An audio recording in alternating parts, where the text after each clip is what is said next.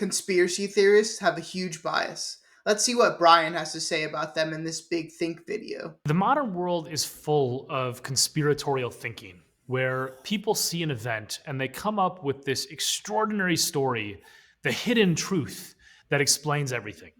But they're simply sticky in our minds because we are predisposed to patterns and we're allergic as human beings to explanations that involve either randomness or small, seemingly unimportant changes. And this is one of the reasons why I think there is so much polarization and democratic breakdown around the world, is because we simply inhabit different realities due to the fact that there has been such a surge in conspiratorial thinking around the world. Connecting the dots or just scribbling on the page? I always remember something I was told long ago. Correlation does not equal causation. It's big in science, but these people don't seem to use that logic. Our brains are driven to find explanations that fit a pattern, and our brains are also driven to find explanations that fit a narrative, a story that really compels us. Totally makes sense. And we all have bias too. I definitely think in pattern thinking and try to connect dots. And it makes me feel special to see other things people can't see. But am I just deluding myself? I don't know.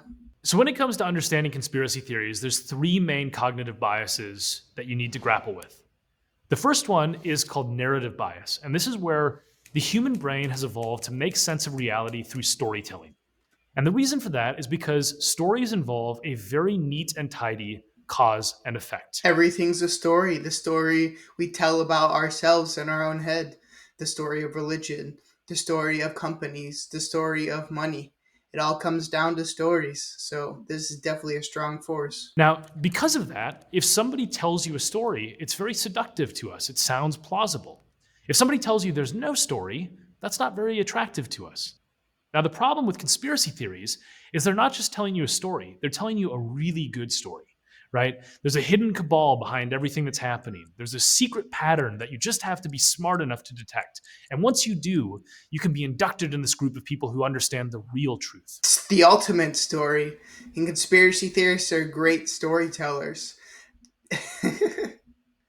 It's the do you understand the story that nobody else understands? Then you're special. You're in the in group. Stories, although entertaining, can be a tricky, tricky mistress. Because what you have is you have a thriller versus someone telling you nothing to see here.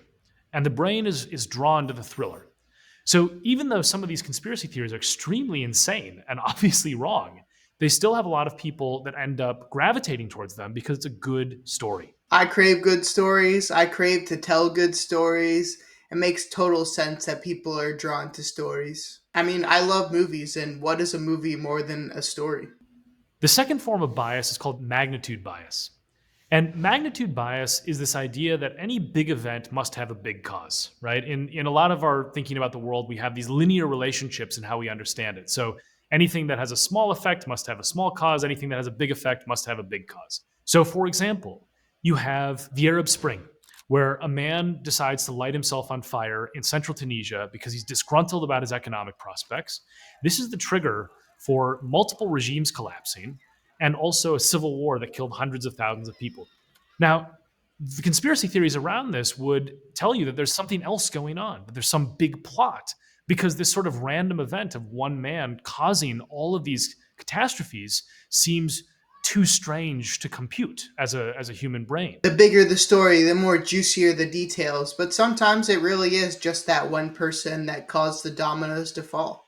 Now, on top of this, you have things like Princess Diana's death, where there's lots of conspiratorial thinking around it. And it's a car accident. It's basically a sort of random event where somebody was driving too fast and she died. When you have a consequential event, you want to have a consequential cause. But within conspiratorial thinking, research will show that conspiracy theorists will hold ideas that are quite clearly logically opposed to each other.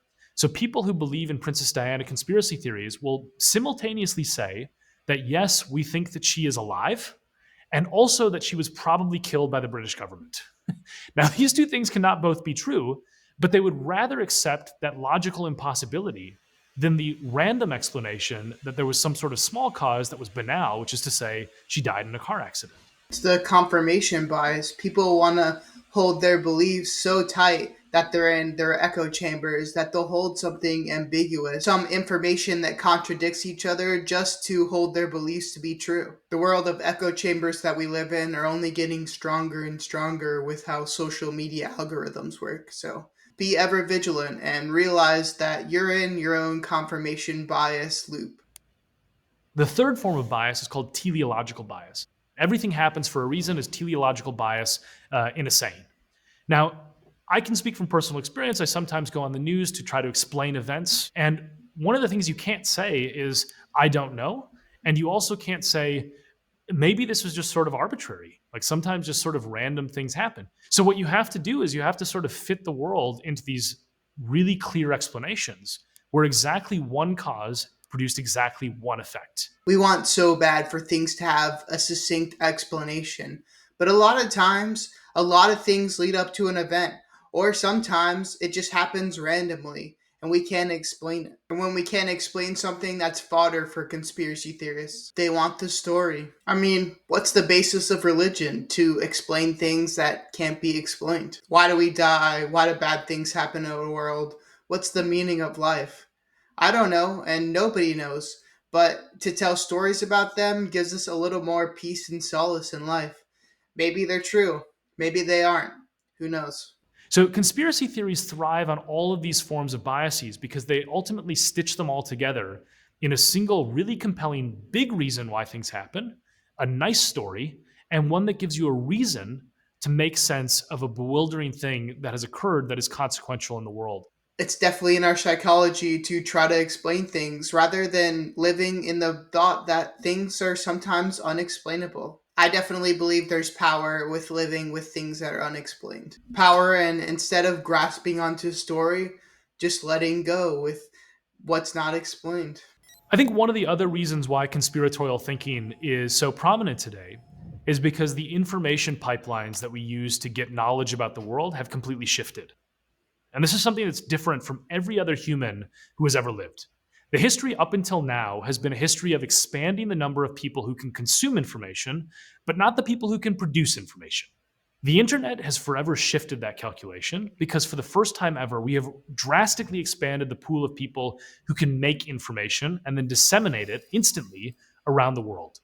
And this means the barrier to entry for crazy ideas is significantly lower than it used to be. And so, this combination of the information pipelines shifting in the way that we understand the world and navigate it, combined with our evolutionary predisposition to storytelling and pattern detection, is a perfect storm for the rise of conspiracy theories as a major driver in our modern politics. Like I said before, we're all stuck in our own echo chambers, and these companies, big social medias, have an incentive to push more of what we like. So if you're into things that are defiant and tell a succinct story and conspiracy theory guided, then they're going to show you more of that because they want the advertising dollars. They want to keep you on their site longer. So it just takes us to have a little bit of foresight, a little bit of knowledge on the subject, and a little bit of skepticism in the fact that we're getting shown things that confirm what we enjoy. The key is to break the loop and talk to people from all different sides. Verifying with multiple sources is also a good idea too, because a lot of the times, younger generations especially, we don't get our news from the TV. We get our news from online, from various social media platforms, from maybe even sites online. And even me, I'm biased myself. So do a little bit of extra research, get multiple opinions on a topic, and don't believe the first thing that you see.